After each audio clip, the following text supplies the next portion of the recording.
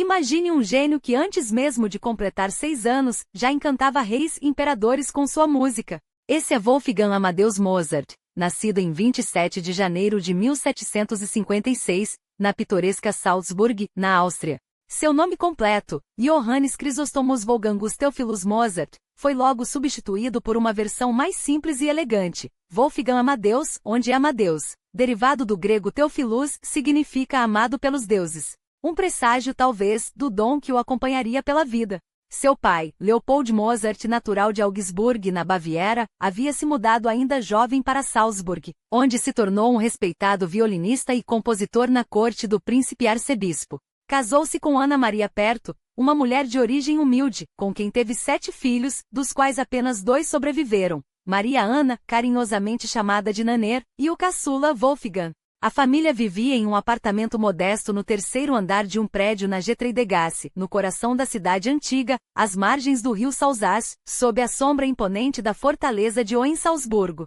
Ali, entre paredes que ecoavam melodias, Leopold reunia amigos para tocar, enquanto complementava a renda dando aulas de violino. Salzburg, na época, era um pequeno mas influente estado dentro do Sacro Império Romano-Germânico, governado pelo príncipe arcebispo Sigismund von Schrattenbach, o mecenas das artes que sonhava transformar a cidade em um polo musical. Foi nesse ambiente estimulante que Wolfgang cresceu. Em 1759, aos 3 anos, enquanto Leopold ensinava Nanner, então com 7, a tocar cravo, o menino observava tudo com uma atenção incomum. Quando o pai escreveu um livro de exercícios para a filha, Wolfgang pegou o volume e começou a tocar sozinho, revelando um talento precoce que deixou Leopold estarrecido. Aos 4 anos, já aprendia órgão e violino. Um episódio marcante ocorreu quando Wolfgang tinha 6 anos. 2 amigos de Leopold visitaram a casa para tocar trios de cordas. O menino insistiu para participar, tocando a segunda voz do violino. Após alguma relutância, o violinista Johann Andreas Chastiner deixou acompanhá-lo, até perceber que Wolfgang lia a partitura à primeira vista. Então, desafiado, o garoto assumiu a primeira voz executando as 6 peças sem erros, apesar das mãos pequenas que o obrigavam a adaptar a técnica. Em outra ocasião, encontraram-no rabiscando em um papel. Era, segundo ele, o primeiro movimento de um concerto para cravo. Leopold, ao examinar a partitura, ficou impressionado com a qualidade, mas comentou que era difícil demais. A resposta do filho? É preciso praticar muito para tocá-lo. E sem hesitar, sentou-se ao instrumento e executou a peça com maestria. Suas primeiras composições, hoje conhecidas pelos números K.1a, 1b e 1c do catálogo organizado por Ludwig von Kochel em 1862, já mostravam um gênio em formação. Em janeiro de 1762, às vésperas de completar 6 anos, Leopold levou os filhos a Munique, onde encantaram o eleitor Maximiliano III. O sucesso foi tão grande que, com o apoio do príncipe arcebispo, a família partiu para Viena, capital do arquiducado da Áustria, onde a imperatriz Maria Teresa reinava. No caminho, deram um concerto em Linz, e a notícia de seu talento chegou à corte imperial. Em 13 de outubro foram recebidos no Palácio Schönbrunn. Wolfgang, após tocar para o casal imperial, correu até Maria Teresa, pulou em seu colo e a beijou repetidas vezes, conquistando a todos. A nobreza vienense não perdeu tempo. Todos queriam ver o prodígio de 6 anos em ação. Mas a fama tinha seu preço. Quando convidados novamente a Schönbrunn, Wolfgang adoeceu gravemente, possivelmente varíola ou escarlatina. A imperatriz, preocupada, criticou Leopold por expor o filho a tanto estresse. Felizmente ele se recuperou. Com a Europa em paz após o fim da Guerra dos 7 Anos, em 1763, Leopold planejou uma turnê pelo continente, financiada pelo arcebispo e outros patronos. Em junho, partiram para Munique, onde novamente encantaram a corte. Depois, seguiram para Augsburg, cidade natal de Leopold, onde ele comprou um pequeno cravo portátil para os filhos. A jornada continuou. Após uma tentativa frustrada de encontrar o Duque Karl Eugen de Württemberg em Stuttgart, seguiram pelo Reno. Em 18 de agosto, deram um concerto em Frankfurt, tão aclamado que repetiram a apresentação 4 vezes. Uma das proezas de Wolfgang era tocar de olhos vendados, com o teclado coberto por um pano. Entre os espectadores estava o jovem Johann Wolfgang von Goethe, futuro gigante da literatura. Em setembro, cruzaram para os Países Baixos austríacos, atual Bélgica, onde o príncipe Carlos Alexandre de Lorena, irmão do imperador Francisco I, os recebeu. Após se apresentarem em Bruxelas, rumaram para Paris, onde tocaram para Luís XV e Maria Lesksinska no Palácio de Versailles. O rei e sua influente amante, Madame de Pompadour, ficaram deslumbrados. Antes de deixar Paris, em abril de 1764, as primeiras obras de Wolfgang foram publicadas. 2 conjuntos de sonatas para cravo e violino. K.67 e K.89, o próximo destino? Londres, uma cidade que prometia novas conquistas para o pequeno gênio que já conquistava a Europa. Londres, um palco onde a música já respirava grandeza graças à longa estadia de Georg Friedrich Händel, um dos maiores compositores europeus da primeira metade do século XVIII. A cidade, fervilhante de concertos e saraus, recebeu os Mozart com os braços abertos.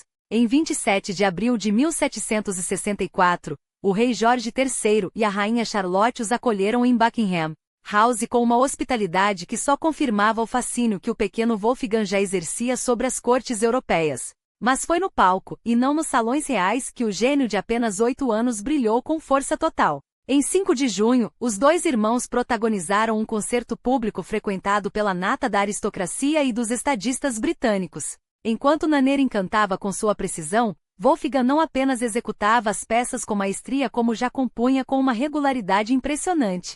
Foi em solo inglês que nasceram suas 6 sonatas para piano e violino, K.10, 15 das quais uma foi dedicada à própria rainha Charlotte, um gesto que selou sua reputação como prodígio que a Europa não conseguia ignorar. Após 15 meses de triunfos e exaustivas apresentações, os Mozart deixaram Londres em julho de 1765. Leopold, ansioso por retornar a Salzburgo, quase cedeu ao cansaço, até que o embaixador holandês interveio, convencendo-o a levar a família Aya. Afinal, seus compatriotas não poderiam perder a chance de ouvir, ao vivo, as crianças sobre as quais tanto se falava. O destino, porém, reservava um revés. Dias antes do concerto marcado para 30 de setembro, Nanner adoeceu gravemente, deixando Wolfgang sozinho no palco. Mal ela se recuperava, o menino foi atingido pelos mesmos sintomas, e sua convalescença se estendeu por semanas. Só em 22 de janeiro de 1766, finalmente restabelecidos, os irmãos puderam se apresentar juntos. Ocasião em que Wolfgang possivelmente estreou sua Sinfonia número 4 em Ré maior, composta em Londres, e a Sinfonia número 5 em Si bemol maior, escrita em Haia. De volta aos Países Baixos, a família seguiu para Paris em maio, apenas para resgatar a bagagem deixada antes da travessia para a Inglaterra. Em julho, já rumavam para a Suíça, cruzando a Alemanha Meridional até reencontrar Salzburgo em novembro de 1766.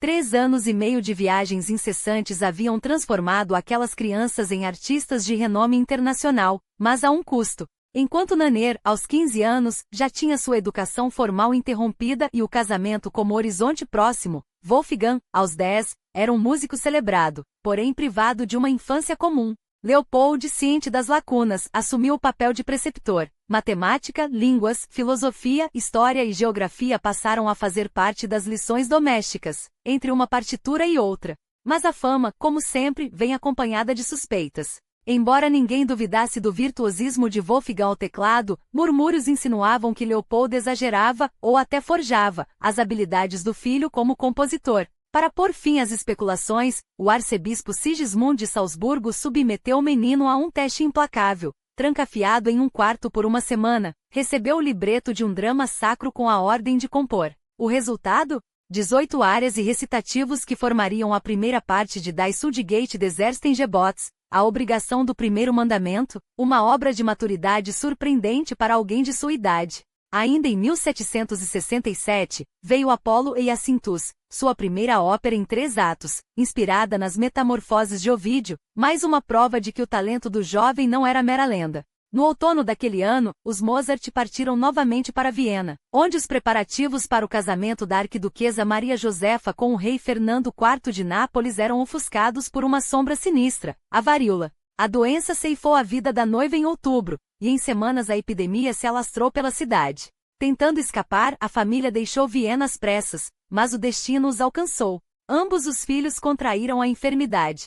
Wolfgang, em especial, sofreu de forma brutal. Segundo o relato desesperado de Leopold, as pústulas cobriram até suas pálpebras, deixando-o temporariamente cego por 9 dias, incapaz de abrir os olhos. Contra todas as probabilidades, em uma época em que 1 em cada 4 infectados morria e muitos ficavam desfigurados, o prodígio sobreviveu, emergindo da prova com a saúde restaurada, mas marcado pela experiência. De volta a Viena em julho de 1768, os Mozart foram recebidos pela família imperial. O filho de Maria Teresa, o jovem imperador José II, ofereceu a Wolfgang a oportunidade de compor e reger uma ópera. O resultado foi Bastien und Bastienne, uma obra em um ato que, apesar de encantadora, esbarrou no preconceito. Músicos vienenses se recusavam a ser dirigidos por uma criança, e os boatos sobre a autoria das composições de Wolfgang persistiam. Leopold, porém, já mirava um novo horizonte. Em dezembro de 1769, pai e filho, desta vez sem Nanner, partiram para a Itália, o berço da ópera e o palco onde o gênio de Wolfgang seria forjado em fogo ainda mais intenso.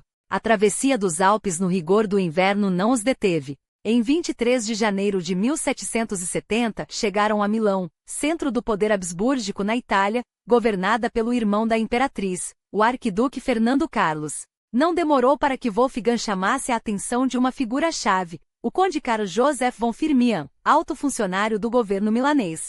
Após um concerto no Palácio do Conde em março, Firmian encomendou uma ópera ao jovem, por 100 ducados, uma fortuna para um garoto de 14 anos. Mas o sucesso profissional não ofuscava os primeiros sinais de sua personalidade vibrante. Em cartas à irmã, Wolfgang já comentava, com um misto de admiração e malícia, as jovens que via no balé, um prenúncio de sua futura fama como donaiolo. A caminho de Florença compôs seu quarteto de cordas número 1, K.80, uma peça que, apesar da numeração modesta, revelava uma compreensão avançada da forma. Na cidade, conheceu Thomas Linley, um violinista inglês apenas 3 meses mais novo, cujo talento e carisma o fascinaram, embora o destino reservasse a Linley uma morte trágica, aos 22 anos, em um acidente de barco. De Florença seguiram para Roma, onde a Capela Sistina de Michelangelo e uma audiência com o Papa Clemente XIV os aguardavam. O pontífice impressionado concedeu a Wolfgang a Ordem da Espora de Ouro, uma honraria papal rara para alguém tão jovem. A turnê italiana os levou ainda mais ao sul, até Nápoles, onde foram hóspedes do embaixador britânico Sir William Hamilton. Em junho, já de volta ao norte, passaram por Bolonha, onde Wolfgang trabalhou no libreto de Mitridate, Redi. A ópera encomendada em Milão. Baseada na tragédia de Racine sobre Mitrídate VI, um dos maiores inimigos de Roma, a obra estreou no Teatro Régio Ducal em 26 de dezembro de 1770, com Wolfgang à frente do cravo. O sucesso foi estrondoso, 22 apresentações com casas lotadas, confirmando que o menino de Salzburgo não era apenas um prodígio, mas um mestre em ascensão. Com a missão cumprida, pai e filho rumaram para Veneza, onde um descanso merecido encerrou uma turnê italiana triunfal. Na primavera de 1771, já de volta a Salzburgo, uma notícia os alcançou. A imperatriz Maria Teresa desejava que Wolfgang compusesse uma nova ópera para o Teatro Régio de Milão, desta vez para celebrar o casamento de seu filho, o arquiduque Fernando Carlos, com a princesa Maria Beatriz de Este. O convite era irresistível, e o palco, mais uma vez, estava armado para o gênio. A obra encomendada pela imperatriz não poderia ser mais simbólica. Ascânio em Alba, uma fábula mitológica em que Vênus, deusa do amor, orquestra o casamento de Ascânio, filho do herói troiano Enéas, o mesmo que, segundo a lenda, fundaria a estirpe de Roma. Era a alegoria perfeita para um casamento real, e o jovem Mozart, com apenas 15 anos, mais uma vez demonstraria que o impossível era apenas um ponto de partida. Impaciente para começar, a família Mozart retornou a Salzburgo em 28 de março de 1771, mas o trabalho não podia esperar. Já em agosto, estavam de volta a Milão, onde Wolfgang recebeu o libreto. Em poucas semanas, a ópera de 2 atos estava pronta para os ensaios. A estreia em 17 de outubro foi um triunfo. Os noivos e a corte vibraram com a música do prodígio, e o arquiduque Fernando Carlos, tão encantado, chegou a pedir permissão à mãe para contratar Mozart como músico de sua corte. Mas Maria Teresa, a mesma que outrora o elogiará, agora respondia com um desdém cortante: não sei, nem acredito que precise de um compositor. Era a Áustria esgotada por décadas de guerras custosas, e os cofres do império não comportavam mais caprichos artísticos. Frustrados, os Mozart deixaram Milão em 5 de dezembro. Um dia após seu retorno a Salzburgo, o destino golpeou novamente. O arcebispo Sigismund, seu grande protetor, morreu repentinamente. Seu sucessor, o conde Hieronymus Colloredo, filho do vice-chanceler imperial, manteve a tradição de apoio, mas com menos generosidade. Em julho de 1772, Mozart foi nomeado Concertmeister, regente da orquestra da corte, com um salário modesto de 150 florins anuais. Era pouco, mas era um início. Antes de partir para sua terceira viagem à Itália, ainda encontrou tempo para compor 8 sinfonias em um único ano. Em Milão, em outubro de 1772, outro desafio o aguardava, Lúcio Sila, ópera sobre o ditador romano Lúcio Cornélio Sila. Mais uma vez, Mozart teve apenas semanas para concluir a obra. A estreia, em 26 de dezembro, foi um sucesso retumbante, 26 apresentações, um recorde para a época. E tudo isso enquanto o mundo ainda o via como um menino de 15 anos. Leopold, sempre estratégico, esperava que o triunfo rendesse um cargo permanente para o filho, mas Milão mais uma vez os decepcionou. De volta a Salzburgo, mal tiveram tempo de descansar antes de rumarem para Viena. O capelmeister da corte imperial estava doente e Leopold viu ali uma oportunidade. Mas Maria Teresa não só recusou o pedido como, pior, ignorou Mozart em seus círculos aristocráticos. O prodígio parece já não era tão cobiçado.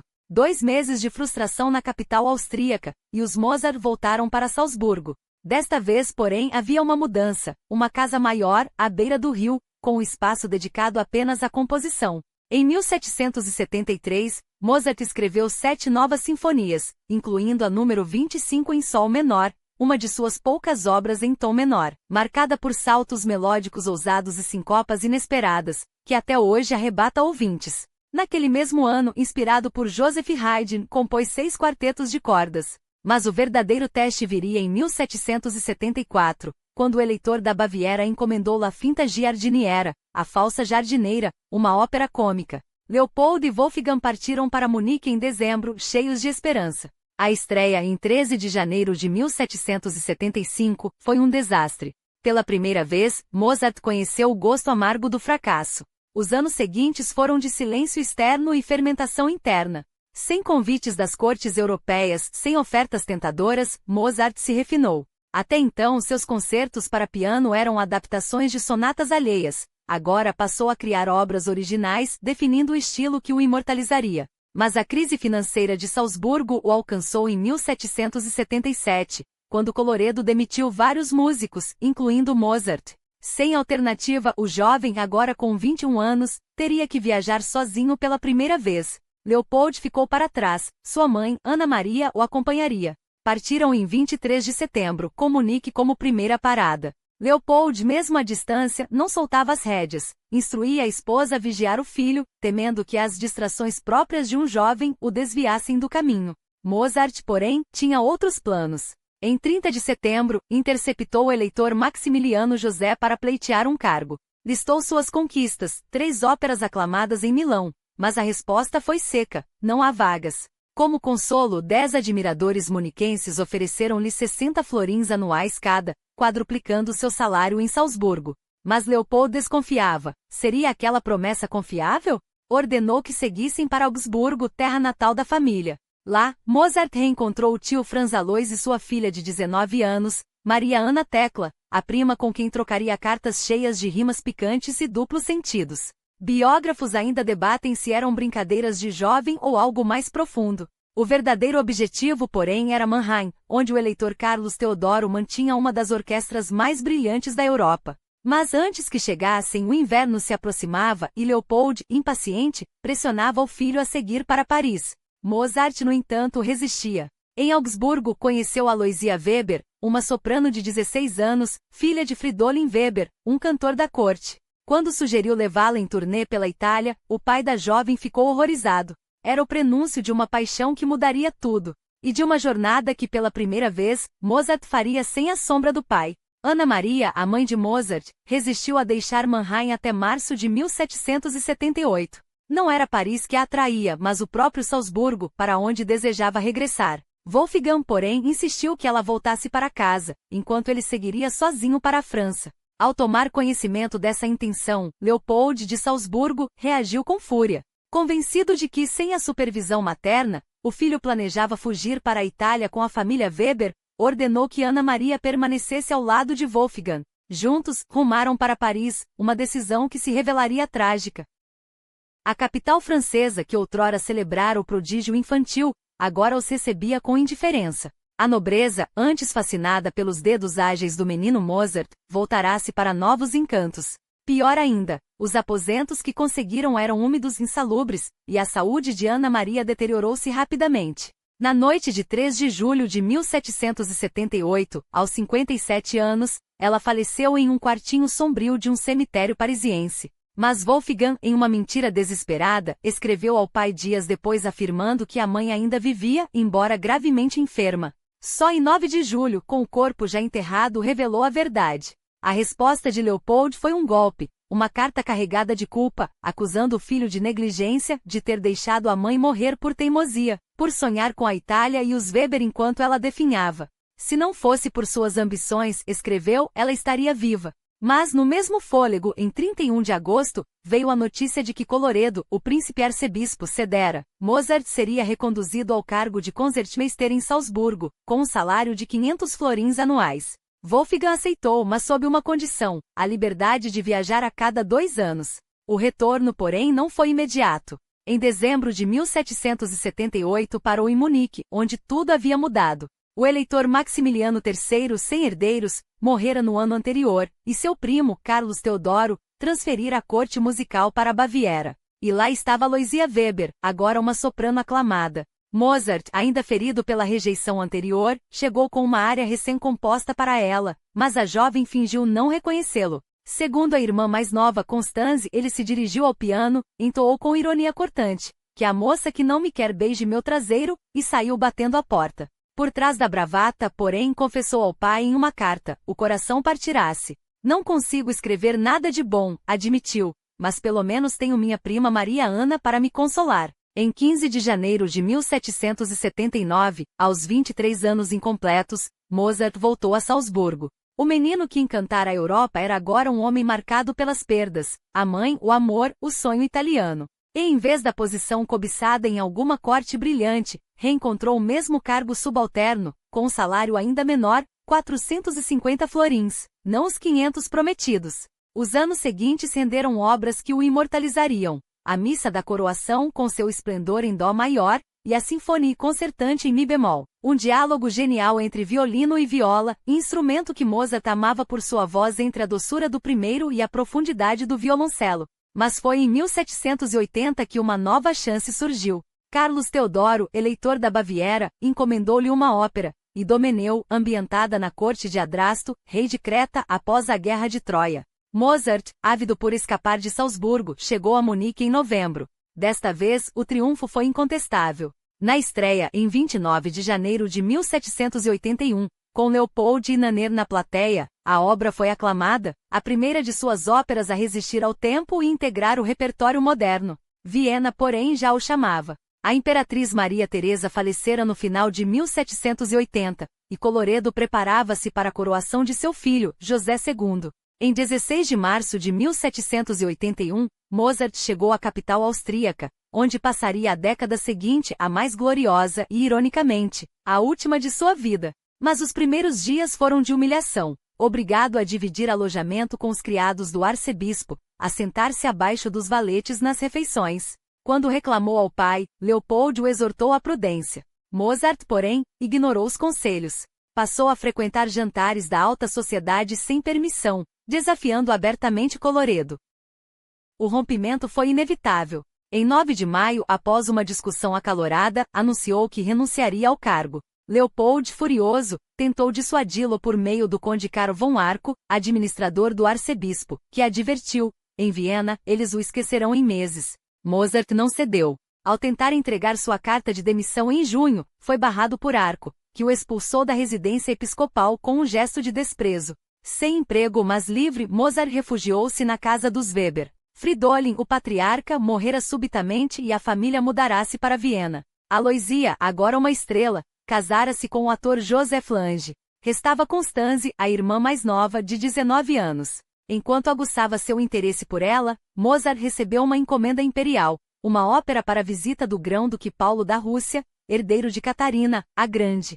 O Rapto do Serralho, com seu enredo de resgate e paixão no harém de um paxá turco, estreia só em 16 de julho de 1782, adiada pela ausência do nobre russo. O sucesso foi estrondoso, 1.200 florins no bolso e, mais importante, o reconhecimento europeu. Resta, porém, um obstáculo: convencer Leopold a aceitar seu casamento com Constanze. O pai, desconfiado, resistia.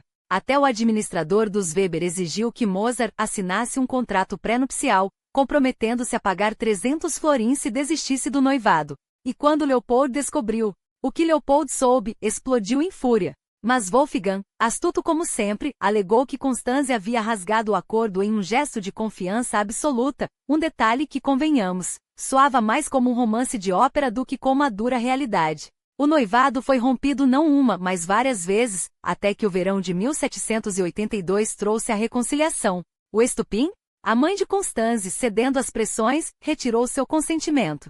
A jovem, então, refugiou-se na casa de uma amiga, enquanto o pai ameaçava chamar a polícia para trazê-la de volta à força. Foi o suficiente para que o casal, desesperado, tomasse uma decisão drástica. Casaram-se em 4 de agosto na Catedral de São Estevão, no coração de Viena. Leopold, resignado, aceitou o inevitável, mas nunca deixou de suspeitar que Constanze havia se casado por interesse. Wolfgang, porém, não se calou. Defendeu com unhas e dentes a honra da esposa e prometeu levar Constanze a Salzburgo para conhecer o sogro, numa tentativa de apaziguar os ânimos. Mas entre promessas e realidades, Mozart tinha prioridades bem diferentes. Nos meses seguintes ao casamento, enquanto a tinta ainda secava no contrato nupcial, compôs sua Sinfonia número 35 em Ré maior, uma obra-prima nascida de uma serenata apressada, escrita no verão para a família Hafner, uma das mais influentes de Salzburgo. Com um primeiro movimento eletrizante, a Hafner estreou no Burgtheater em 23 de março, sob a batuta do próprio Mozart.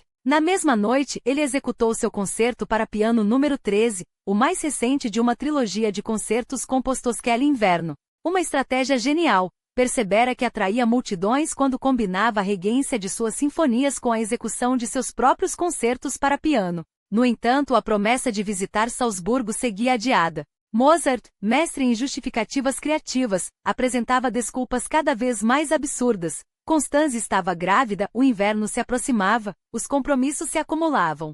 E, acima de tudo, o medo de ser preso pelo arcebispo Colloredo ao pisar em sua cidade natal. Até que em 17 de junho de 1783, o destino lhe deu um empurrão. Nascia Raimundo Leopold, seu primeiro filho.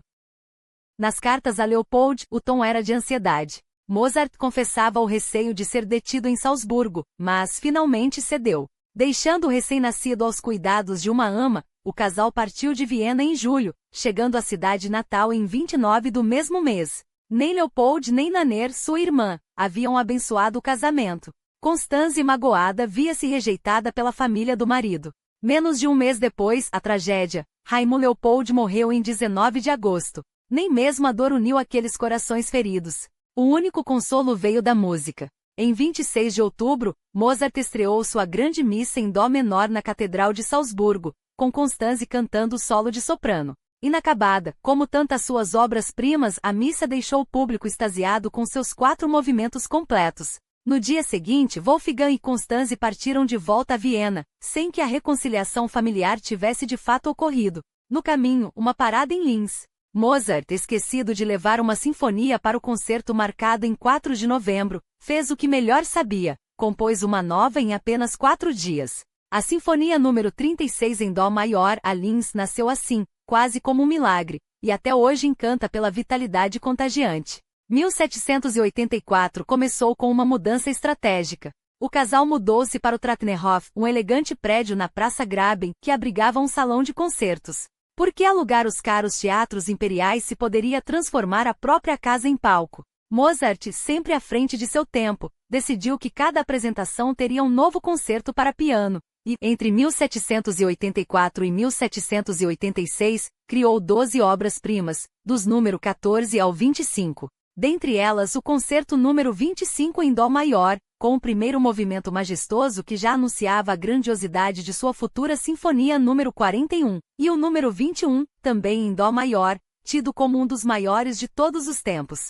O sucesso era incontestável. Em 1784, seus rendimentos ultrapassaram os 4.000 florins, uma fortuna. Em setembro, Constanze deu à luz Carl Thomas, o primeiro filho a sobreviver à infância. O casal, então, mudou-se para um apartamento espaçoso perto da Catedral de São Estevão, hoje o Mozarthaus Viena. Mas apesar da opulência, os gastos com aluguel, 460 florins por mês, as extravagâncias aristocráticas e a necessidade de manter aparências os afundaram em dívidas. Para ampliar sua rede de influências, Mozart ingressou na maçonaria, um caminho típico para homens ambiciosos do século XVIII. Ascendeu rapidamente à categoria de mestre maçom, e ansioso para provar a Leopold que finalmente havia chegado lá, insistia para que o pai os visitasse em Viena. Leopold, relutante, só aceitou o convite em fevereiro de 1785, depois que Nanner deixou Salzburgo. Embora reclamasse da agenda exaustiva, o velho Mozart não pôde esconder o orgulho.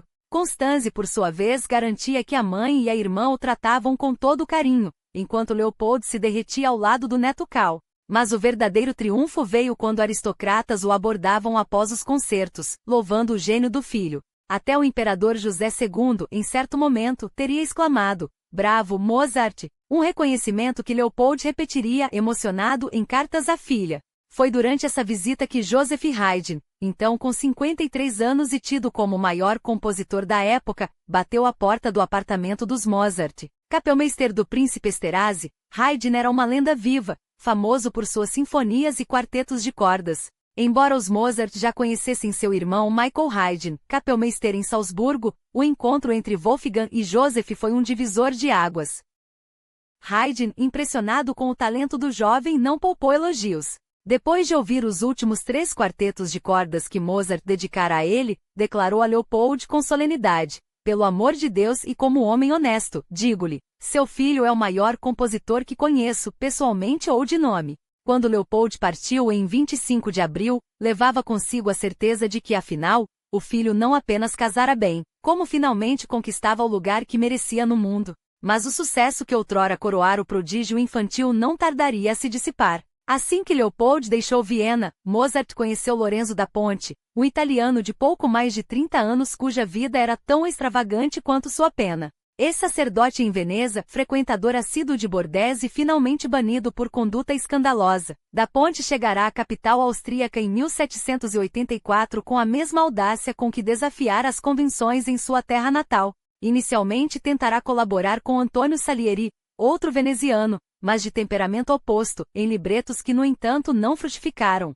Foi então que seu caminho cruzou o de Mozart, num encontro que mudaria para sempre a história da ópera. Naquela época, a relação entre compositor e libretista seguia uma hierarquia clara. Cabia ao segundo fornecer o texto, a estrutura dramática e os versos, enquanto o primeiro, no caso, o gênio de Salzburgo, transformava palavras em música, emoção em melodia. Não demorou para que Mozart, sempre ávido por desafios, propusesse a da Ponte um projeto ousado: adaptar a Folie Journée ou Le Mariage de Fígaro, comédia de Pierre-Augustin Caron de Beaumarchais, proibida em Viena por sua sátira mordaz à nobreza. A trama, ambientada no palácio do Conde Almaviva, na Espanha, desdobrava-se no dia do casamento entre Fígaro, seu servo mais astuto, e Susana, a jovem camareira da condessa. O que começava como uma celebração logo se transformava em um jogo de intrigas, quando o conde, invocando um arcaico droite do senhor, planejava desonrar Susana na própria noite de núpcias. Indignado, Fígaro jura vingança.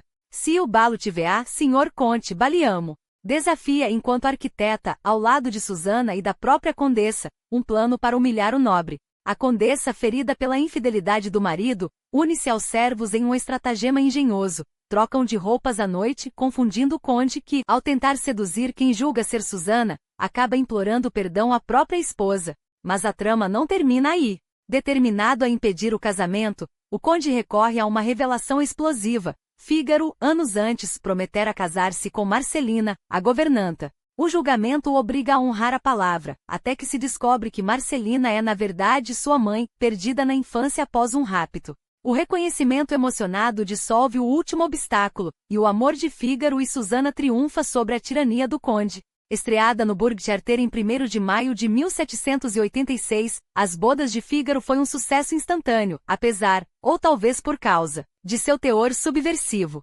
Da Ponte, com sua habilidade política, convenceu o imperador José II a permitir a encenação, e a nobreza vienense, mesmo sendo o alvo da sátira, rendeu-se ao humor e à genialidade musical. Nos 5 anos seguintes, a ópera seria apresentada quase 40 vezes, conquistando também Praga, onde Mozart viajou em 1787 para a estreia de sua Sinfonia número 38, a Praga, uma obra de tal grandeza que muitos a consideram sua sinfonia mais perfeita. Mas foi Fígaro que consolidou sua reputação como mestre absoluto do teatro lírico, uma obra que ainda hoje disputa o título de melhor ópera de todos os tempos.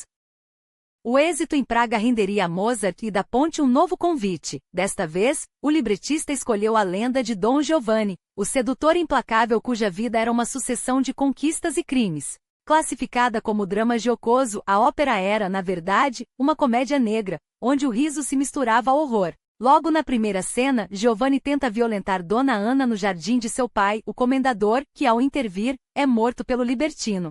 Na fuga, depara-se com Dona Elvira, uma de suas vítimas abandonadas que o amaldiçoa.